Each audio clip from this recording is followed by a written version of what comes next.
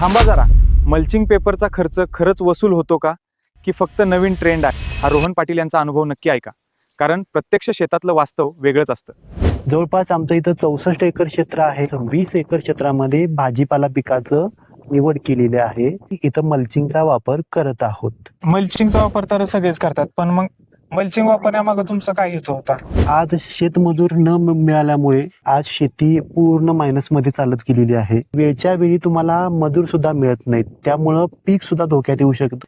आणि ह्या मल्चिंग वापरण्याचे काही फायदे सांगतो तुम्हाला मी. तर आता आम्ही जिथं हे मल्चिंग वापरतो तिथं पिकांच्या वाढीमध्ये आम्हाला भरपूर अशी चांगली ग्रोथ दिसते.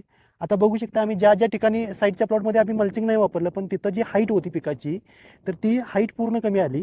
आणि जिथं आता आपण मल्चिंग वापरलं तिथं म्हणजे पूर्णपणे पिकाची मुळं सुद्धा सुरक्षित राहिली आणि जवळपास बघताय की पिकाची वाढ सुद्धा जोमदार झाली. आणि या गोष्टीमुळं जमिनीतून होणारे काही रोग असतील, कीड असेल, यांच्यापासून सुद्धा बचाव झाला.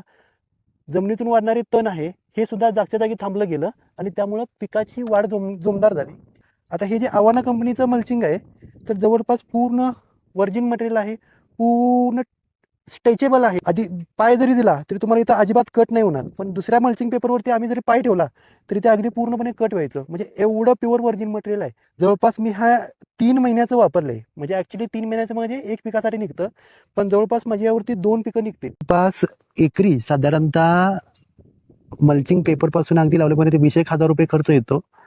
पण हे परवडत. 3-4 कुलपणी जरी पकडल्या तुमच्या तरी जवळपास तुमचे 30-40,000 रुपये जाण्यापेक्षा मल्चिंग पेपर टाका की मल्चिंग पेपर वापरल्यामुळं एक माणूस अगदी 20-25 एकर शेती करू शकतो. हा होता रोहन पाटील यांचा प्रत्यक्ष अनुभव. तुम्ही तुमच्या पिकात मल्चिंग वापरला आहे का आणि तुमचा अनुभव काय आहे ते कमेंट सेक्शनमध्ये नक्की सांगा. आणि अशाच माहितीसाठी ॲग्रिकॉस महेश पेजला नक्की फॉलो करा.